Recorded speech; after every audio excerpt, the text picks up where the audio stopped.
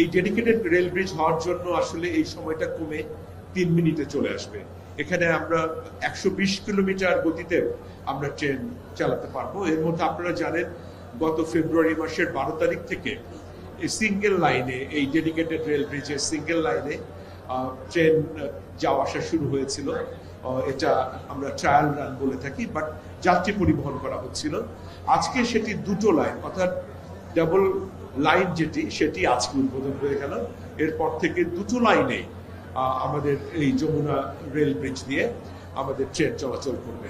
এর জন্য আমাদের দক্ষিণবঙ্গ থেকে উত্তরবঙ্গে, আবার একই অর্থে ঢাকা থেকে উত্তরবঙ্গে আমাদের রেল যোগাযোগের ক্ষেত্রে একটা নতুন দ্বার উন্মোচিত হলো।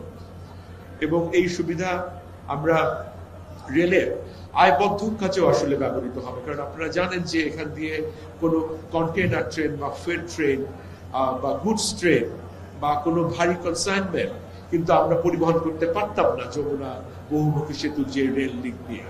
কিন্তু এখন এই রেল ব্রিজটি উদ্বোধন হওয়ার জন্য আমরা সব রকমের ফ্রেট ট্রেন, কন্টেনার ট্রেন কিন্তু আমরা এখান দিয়ে যাতায়াত করতে পারবে।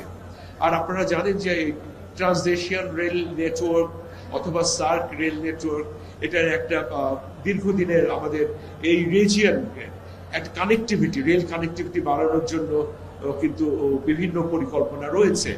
সেটির ক্ষেত্রেও ভবিষ্যতে সেই রেল আঞ্চলিক যে রেল নেটওয়ার্ক সেটি